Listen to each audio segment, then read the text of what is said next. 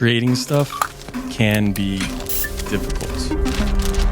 Hey, I wasn't planning on doing this video, but I was inspired by this other video. I'm just kidding, that's my post in case you missed it. In all seriousness, I did feel inspired after reading the comments I received. Being a creative person is one of my favorite things about me, but it does come with its struggles. I want to create, like almost always, but sometimes I can't. Sometimes the issue is time, but for me, realistically, there's plenty of time to do stuff. I just choose to not create. And even though sometimes those can physically prevent me from creating, they aren't my main reason on why I'm not creating. And yes, burnout exists too. Breaks are good, breaks are healthy, but I would say to make it intentional. And that's something that I've struggled with, is I kind of just stop doing stuff without like saying that I'm gonna stop doing stuff. And so that's definitely a struggle for me that I'm trying to work on. But the biggest factor for me not creating is just lack of inspiration, writer's block, a slump. And that's the inspiration for this video. When I made that post, I wasn't planning on labeling it steps like I did, but I like it. I like the steps, and that's what I want to take a closer look at. Before jumping in, I did want to give a shout out to Into the AM. They sent me a few of these awesome looking shirts for the holidays, and each time I've worn one, I've gotten at least 2 compliments. And for the holidays, Into the AM is having their biggest sale of the year. From now until December 8th, 2024, you can get up to 60% off. If you have checked out their website before, you know their stuff is cool. So this is the perfect time for you to get that shirt for yourself.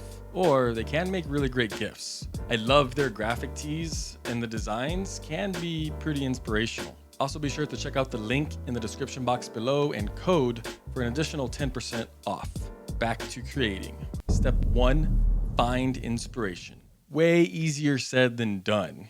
Something cheesy I came up with when typing a caption for that video is, it can be difficult to find inspiration, but maybe you're looking in the wrong place. If you haven't seen that short video yet, I use one of my son's books for inspiration. I always recommend watching movies and shows and looking at specific scenes that look cool. Bam, that's your inspiration. Just remake that. Comic books are epic. Fan art, video games, use all of those for inspiration. So if you do have those images, which I recommend making a folder on your phone or computer and calling it inspiration, like Toy Photo Inspo or something, I do want to do a bigger video over that subject. And when looking at an inspirational image, specifically for toy photography, there's the posing, the figures, the lighting, the setups with the dioramas and the props, the different colors, framing, is there a story?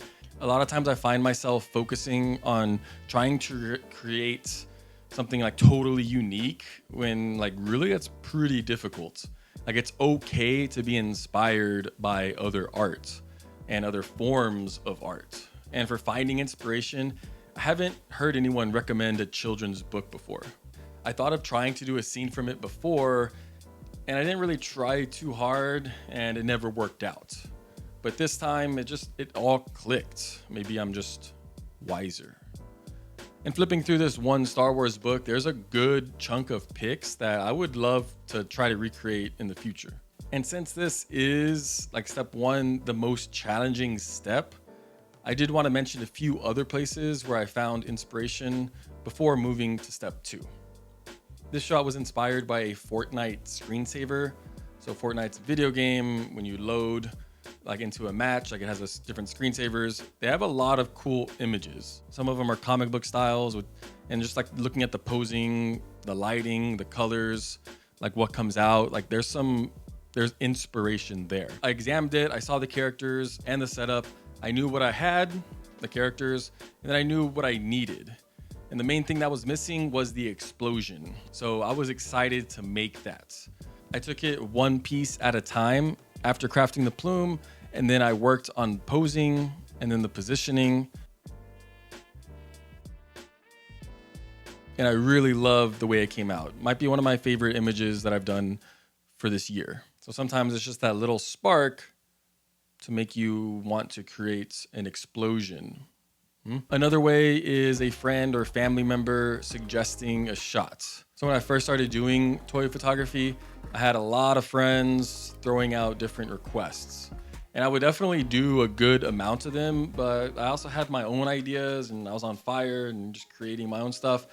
But now if I'm in a slump and someone requests or suggests a shot, I really, really try to do it. So with this photo, it's not that epic.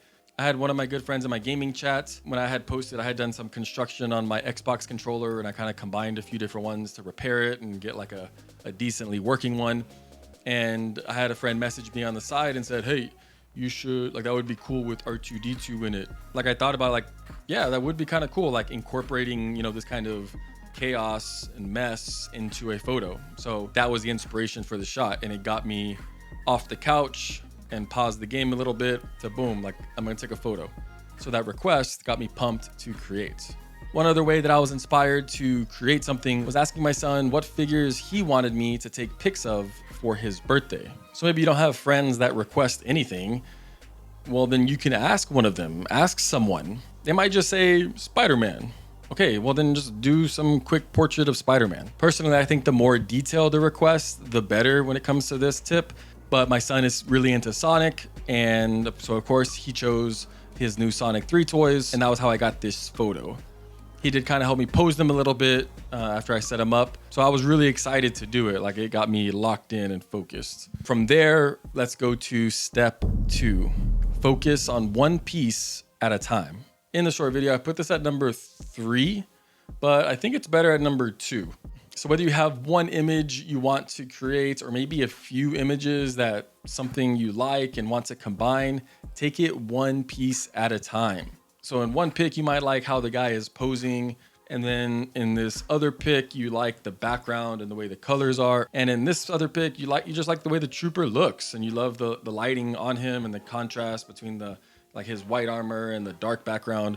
So like, just take all of those things and you can combine them, like all those pieces, and add them to your setup. So the thought of it is easy, but now you actually have to do it, and that can be kind of overwhelming. But when you break it up, it becomes a little easier. And so first, let's look at the figure. So you like this posing, we have to set up the figure. We know we like the dark background, and so we have this setup, and now let's work on the lighting. So boom, like all of these combined, and you get your own image that you made, inspired by these other pieces. For this Millennium Falcon image, I wanted to recreate it from the book. And so I broke it down like this. There's 3 subjects. I didn't really care to include the little escort ship. And so I know I have the Slave 1 Boba Fett ship. I know I have the Millennium Falcon from the Micro Galaxy Squadron, but I do not have a model of the Cloud City. And so that's where step 3 will come in. The setting is in the clouds, and I know I can use pillow stuffing to look like the clouds, so I got that. And the last piece is the lighting. It's also just the sunset lighting, like when we see it in the movie. And so that's what I wanted to create. So it's definitely going to be a lot of orange and red. And then going on to step 3 is trying a new technique. So I keep a ton of random stuff and trash that my wife makes fun of me for. And so when it came to the Cloud City model, there were a few things that I took out of that pile. I ended up going with these circles from the 6-pack of cans, and this literal trash from a snack place we recently ate. There's different cups that I cut up and I poked holes into, and then I glued it all together. I left the spot open and unplugged so I could put this little light in. It came out way better than I thought.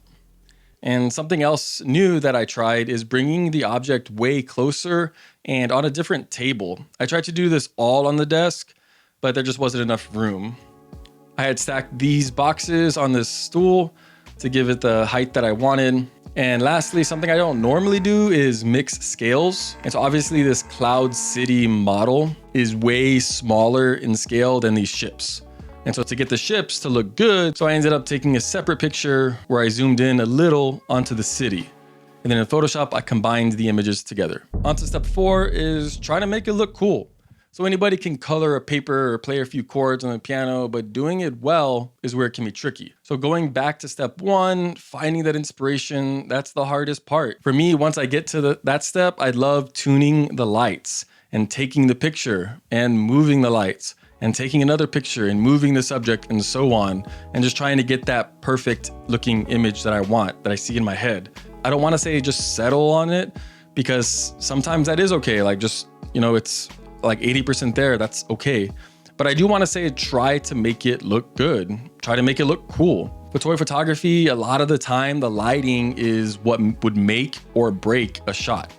So if you need to change the lights or move the lights or add or take away a light, do it. What really sells this image for me is that the main light I used is to act like the sun and to give it that sunset look. And I love the color and the position and the way it hits the ships and the clouds.